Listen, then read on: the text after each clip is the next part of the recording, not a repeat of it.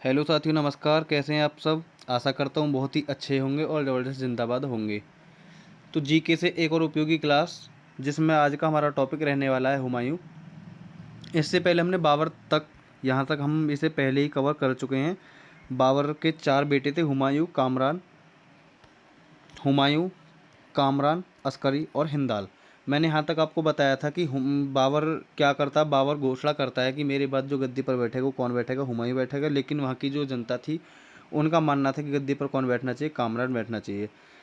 और बाबर ने इन दोनों को, हुमायूं को लगभग 6, तो कामरान को 5, इन दोनों को 6:5 के अनुपात में अपनी जागीरदारी दी थी। मतलब जो अपनी ज़मीन थी वो इन्हें दी थी।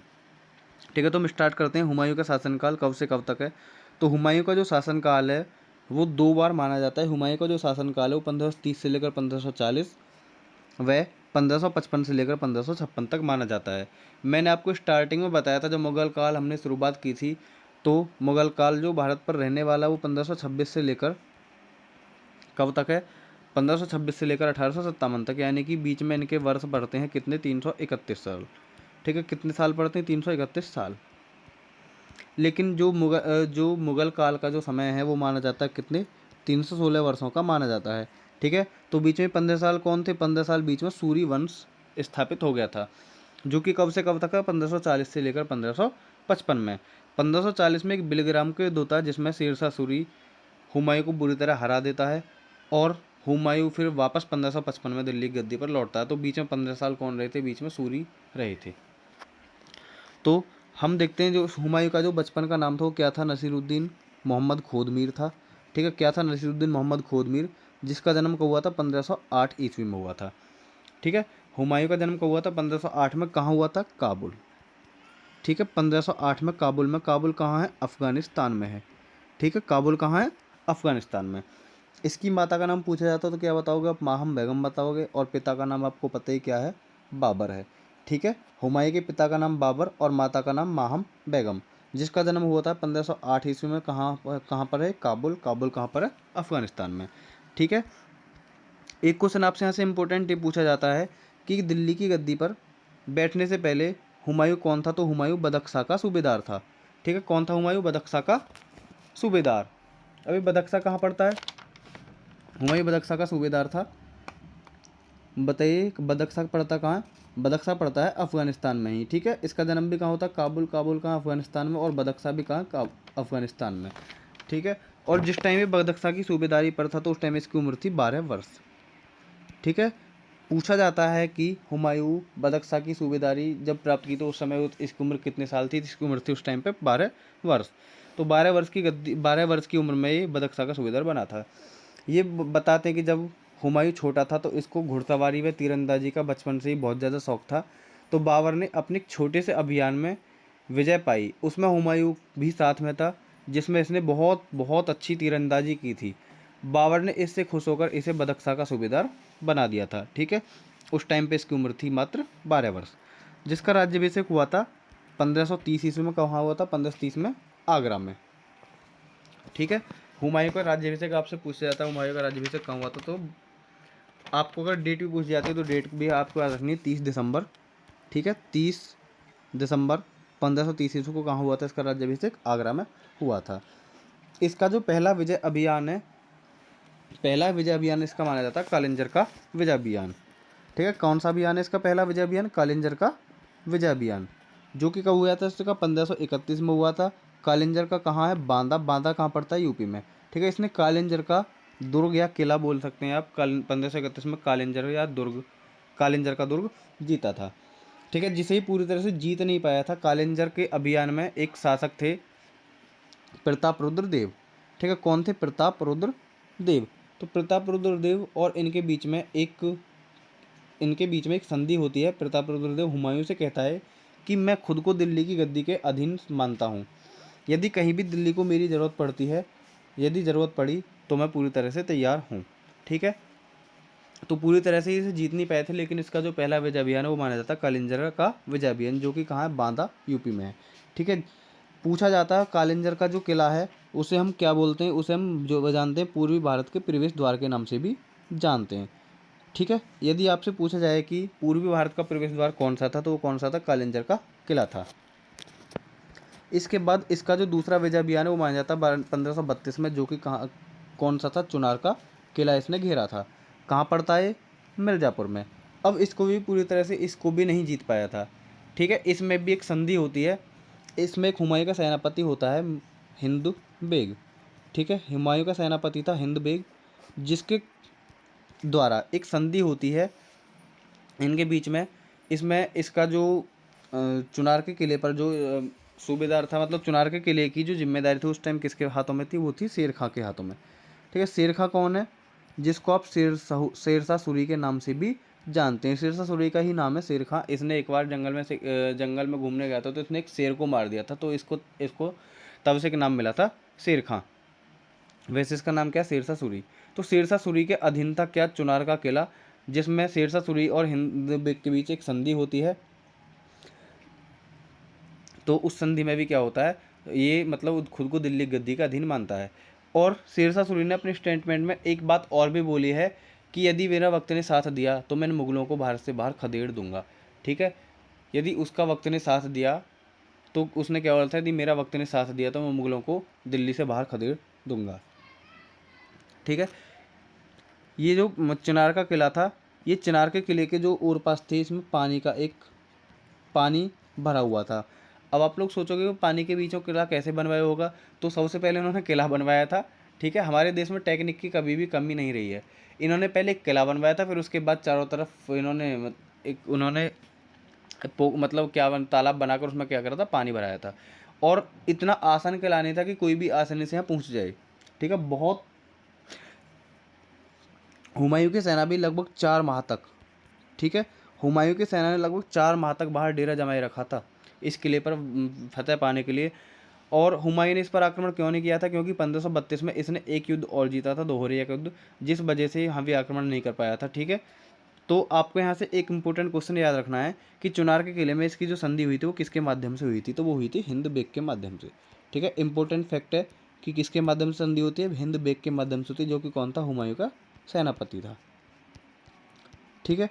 नेक्स्ट देखते हैं हुमायूं के सेनापति। 1532 में ही इसने क्या किया था? दोहरिया का युद्ध जीता था। दोहरिया को क्या बोलते हैं हम? देवरिया के नाम से जानते हैं। ठीक है। दोहरिया क्या है? देवरिया। जो कि देवरिया के जो युद्ध में क्या हुआ था? इसका जो देवरिया का युद्ध, देवरिया में भी क्या हुआ था?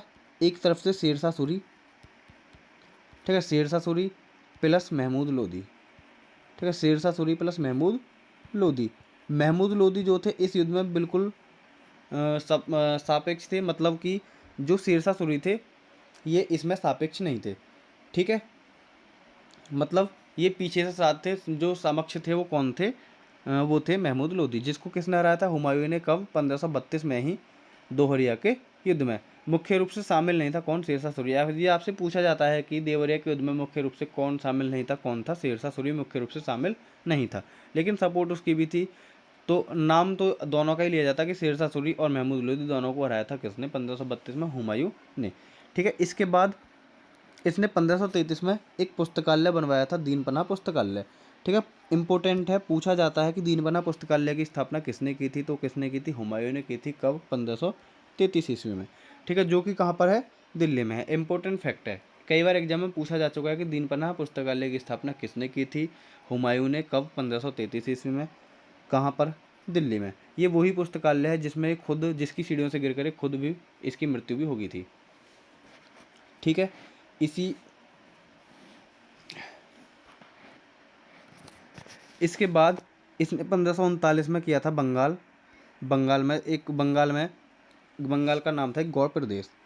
ठीक है। 1539 में बंगाल में क्या जगह थी? गौड़ प्रदेश। इसको इसने जीता था। ठीक है। और इसका नाम बदलकर इसने क्या रखा था? जन्नताबाद कर दिया था। ठीक है। 1539 में बंगाल गौड़ प्रदेश को जीतकर उसका नाम जन्नताबाद कर दिया। ठीक है। और जिस टाइम पर ये बंगाल को जीतने गया था 1539 ईस्वी में, तो ये दिल्ली की गद्दी पर नियंत्रण करने के लिए एक इंसान को छोड़कर गया था, जिसका नाम था शेख बहलोल। ठीक है। इसने शेख बहलोल से बोला कि जब तक मैं गुजरात अभियान में जाता हूँ, दिल्ली की जो गद्दी है पूरी गद्दी आपके नियंत्रण में है, आपको दिल्ली की गद्दी को संभालना है। लेकिन उसी बीच में क्या होता है, इसका एक भाई था इसका एक भाई का नाम था हिंदाल। ठीक है, क्या नाम था? हिंदाल। किसका भाई था हिंदाल? हुमायूं का ही एक भाई था हिंदाल, जिसने मौका पाकर किया क्या? शेख बहलूल की हत्या कर दी। ठीक है, किसने की थी शेख बहलूल की हत्या? हिंदाल ने मौका पाते ही शेख बहलूल की हत्या कर दी और खुद को दिल्ली की गद्दी का सम्राट घोषित कर दिया। ठीक है, कब की बात है? बंगाल विजय के दौरान। जब बंगाल विजय के लिए हुमायूं गया हुआ था 1539 ईस्वी में, उसी टाइम पर इसने एक दिल्ली के नियंत्रण के लिए एक इंसान को रखा था, शेख बहलूल, जिसको मौका पाते ही इसके एक भाई था हिंदाल, जिसने शेख बहलूल की हत्या कर दी और खुद को दिल्ली की गद्दी का सम्राट घोषित कर दिया था। ठीक है, इसने 1535 में एक विद्रोह और किया था, बहादुर शाह को भी हराया था, जो कि इम्पोर्टेंट तो नहीं है, पूछा भी नहीं जाता।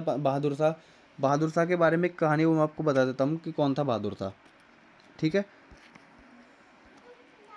बहादुर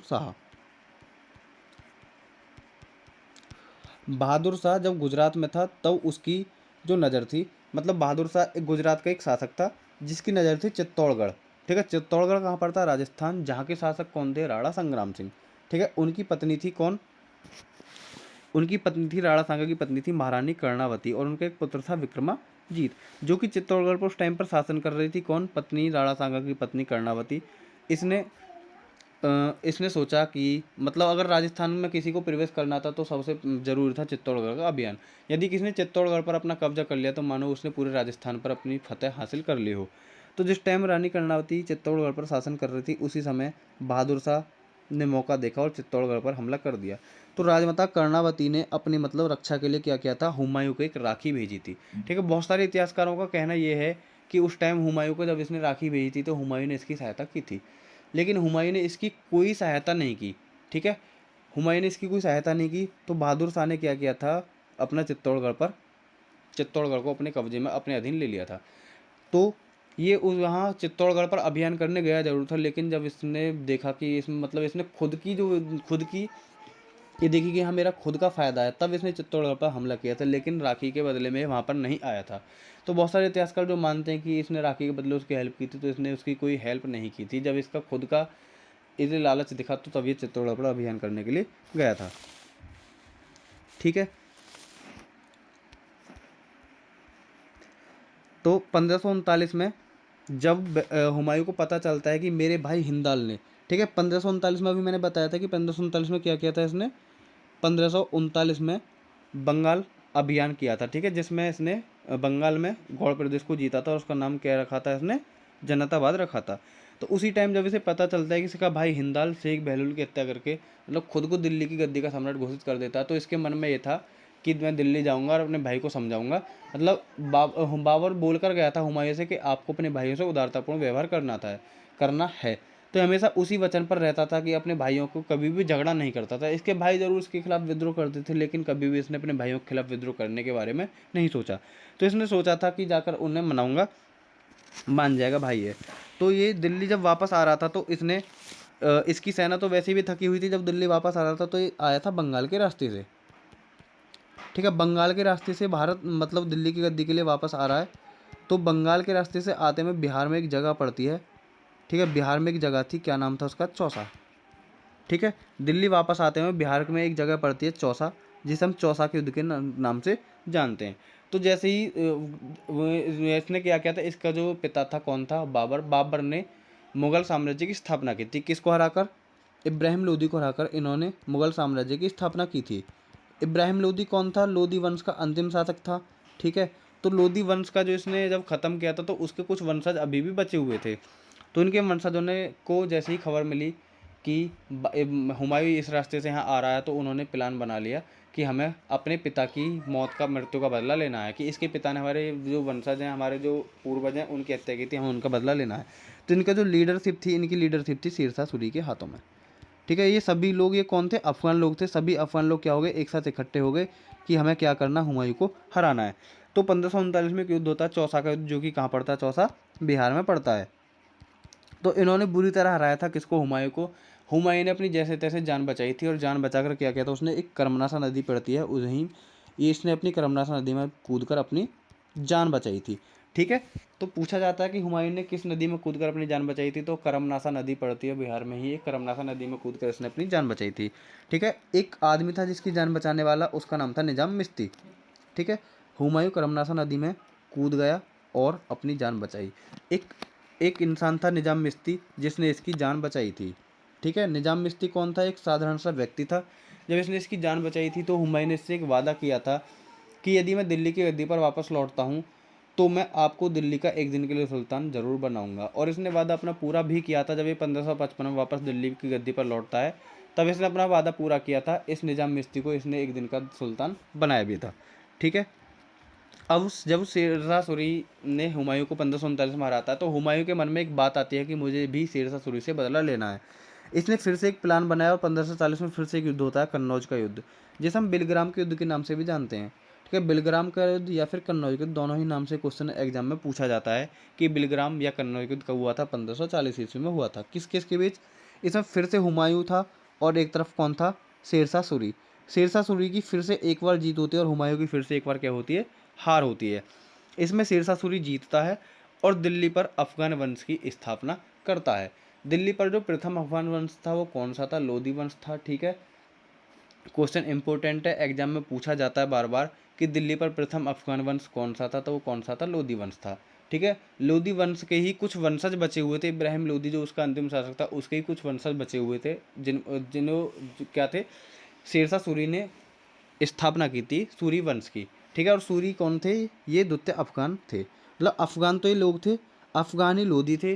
तो अफगान एक बार दिल्ली पर पहले शासन कर चुके थे, अब अफगान फिर से दोबारा शासन करने आए हैं, तो इसलिए इस वंश को नाम दिया जाता है द्वितीय अफगान वंश। वैसे कौन सा वंश है? सूरी वंश है। वो कौन सा वंश था? लोधी वंश था। लोधी भी कौन थे? अफगान लोग थे। सूरी भी कौन है? ये भी अफगान लोग हैं। इसलिए क्या बोला जाता है कि दिल्ली पर जो प्रथम अफगान वंश है वो लोधी वंश है और दिल्ली पर जो दूसरा अफगान वंश है वो कौन सा वंश है? सूरी वंश है, जो कि 1540 से लेकर 1555 ईस्वी तक रहता है। ठीक है। इसके बाद क्या होता है? इस युद्ध के बाद हुमायूं भाग जाता है, अपनी जान बचाकर भाग जाता है ईरान, यूरोप की तरफ भाग जाता है। ठीक है। ईरान और इराक की तरफ भाग जाता है कौन? हुमायूं। अब हुमायूं जब 1555 में वापस आता है तो क्या करता है? उस इंसान, मतलब कौन था? निजाम मिश्ती, इसने इसको एक दिन का सुल्तान बनाया। तो क्वेश्चन पूछा जाता है कि ऐसा पहला पहला एकमात्र व्यक्ति कौन था जिसने चमड़े के सिक्के चलाए थे? तो चमड़े के सिक्के दो लोगों ने चलाए थे, एक तो था व्यक्ति और एक था शासक। तो शासक का क्या नाम था? एमबीटी। एमबीटी मतलब मोहम्मद बिन तुगलक, जिसने चमड़े के सिक्के चलाए थे। एक था निजाम मिश्ती जो कि व्यक्ति था, एक साधारण व्यक्ति था जिसने क्या किया था? चमड़े के सिक्के चलाए थे। यहाँ से दो प्रकार से क्वेश्चन पूछा जाता है कि दिल्ली का पहला शासक कौन था, मतलब जिसने चमड़े के सिक्के चलाए, या क्वेश्चन ये बन सकता है कि चमड़े के सिक्के चलाने वाला पहला शासक कौन था? कौन था? वो एमबीटी था। यदि शासक के स्थान पर यहाँ नाम आ जाए व्यक्ति कि चमड़े के सिक्के चलाने वाला एकमात्र व्यक्ति कौन था, तो कौन था? निजाम मिश्ती था, जिसने हुमायूं की जान बचाई थी करमनासा नदी में डूबने से। ठीक है। जब 1540 ईस्वी में हुमायूं क्या होता है? युद्ध में हार कर भाग जाता है। तो उसी टाइम पर ये 1541 में एक शादी करता है। इसकी जो पत्नी थी वो कौन थी? हमीदा बानो बेगम थी। ठीक है। 1541 में इसने हमीदा बानो बेगम से शादी की और 1542 ईस्वी में ही इसको एक पुत्र की प्राप्ति होती है जिसका नाम था अकबर। ठीक है। 1541 में इसकी शादी होती है किससे? हमीदा बानो बेगम से। और 1542 में, अक्टूबर 1542 में इसको एक पुत्र प्राप्त होता है जिसका नाम था अकबर। ठीक है। कहाँ हुआ था? अक्टूबर में। राणा वीरसाल थे, एक पंजाब के शासक थे। ठीक है। पंजाब में एक राणा वीरसाल नाम के शासक थे जिनके घर पर क्या हुआ था? अकबर का जन्म हुआ था। ठीक है। आपको अकबर का जन्म यहाँ से याद रखना है कि अकबर का जन्म कब हुआ था? 1542 ईस्वी में हुआ था। ठीक है। किसका बेटा था अकबर? हुमायूं का बेटा था। हुमायूं किसका बेटा था? हुमायूं बाबर का बेटा था, जो कि मुगल साम्राज्य का संस्थापक माना जाता है।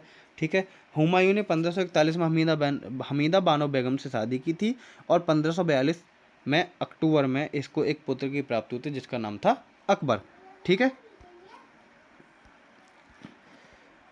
इसके बाद हुमायूं पूरे साल, हुमायूं कब था? 1540 में युद्ध में आ रहा था। इसने पूरी जो मतलब 15 साल थे, 1555 में वापस हुमायूं आता है। इसने 15 साल अपनी सैन्य शक्ति को वापस इकट्ठा करने में लगा दिए।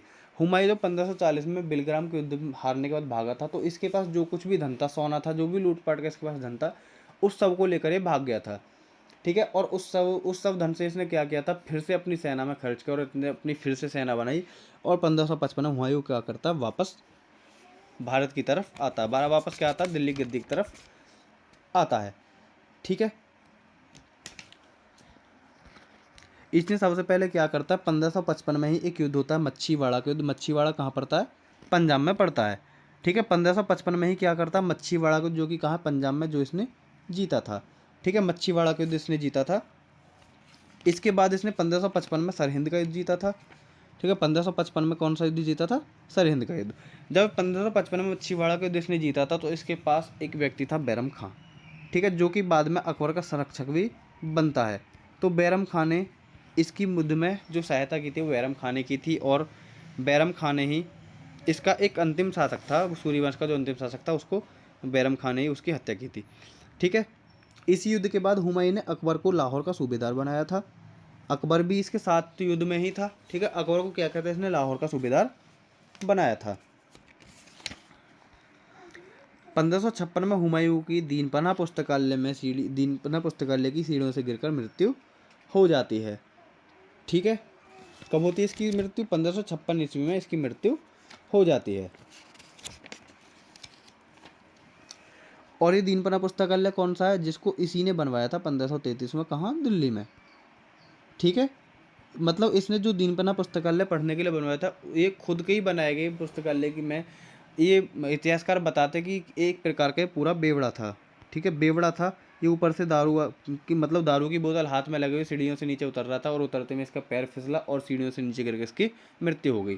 तो एक इतिहासकार हुए हैं स्टेनले लेनपुल। ठीक है, स्टेनले लेनपुल, दिन नाम लिखा हुआ नीचे, स्टेनले लेनपुल।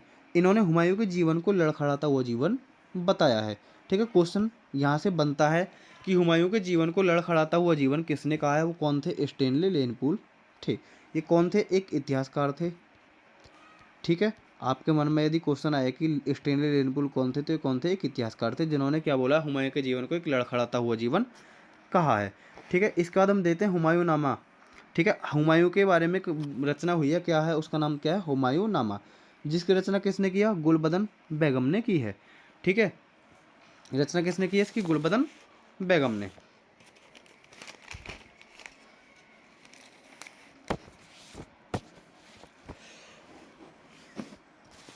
और हुमायूं का जो मकबरा, आपको ये भी याद रखना है कि हुमायूं का मकबरा कहाँ है, हुमायूं का मकबरा है दिल्ली में।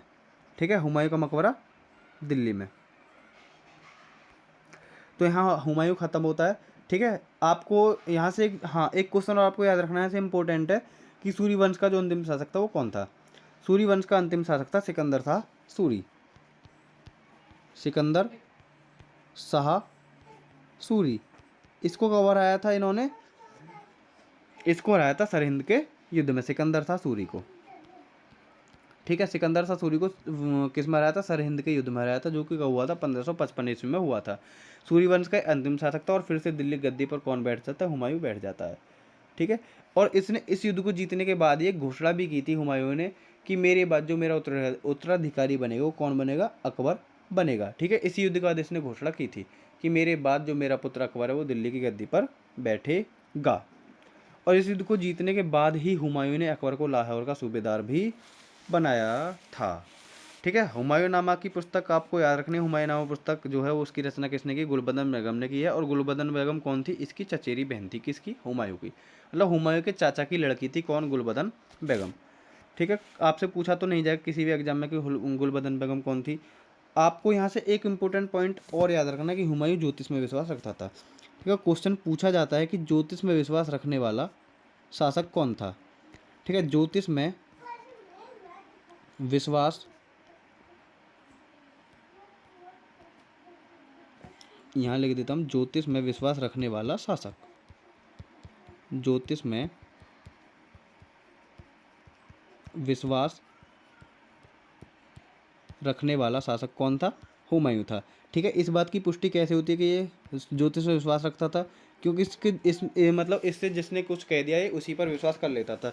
ठीक है, हुमायूं का जो मतलब इतिहासकार बताते हैं कि हुमायूं रविवार को पीले वस्त्र पहनता था, ठीक है, शनिवार को काले वस्त्र पहनता था, और सोमवार को सफ़ेद वस्त्र पहनता था। आपसे कभी किसी एग्जाम में नहीं पूछा जाएगा कि हुमायूं कौन से दिन किस रंग के कपड़े पहनता था। बस आपसे पूछा जाएगा तो सिर्फ ये पूछा जाएगा कि कि ज्योतिष में विश्वास रखने वाला शासक कौन था, वो कौन था, हुमायूं था। और इसकी पुष्टि इतिहासकारों ने इसी बात से की है कि हुमायूं रविवार को पीले वस्त्र, शनिवार को काले वस्त्र और सोमवार को सफ़ेद वस्त्र पहनता था। ठीक है, यहाँ से आपका हुमायूं हुमायूं का जो टॉपिक वो ख़त्म होता है। अब यहाँ से स्टार्ट होगा आपका अकबर का शासनकाल, जिसको हम कल कंप्लीटली डिस्कस करने वाले हैं। ठीक है, कैसी लगी आपको वीडियो कमेंट बॉक्स में ज़रूर बताना। मिलते हैं नेक्स्ट वीडियो में, तब तक के लिए बाय बाय, जय हिंद, नमस्कार, धन्यवाद।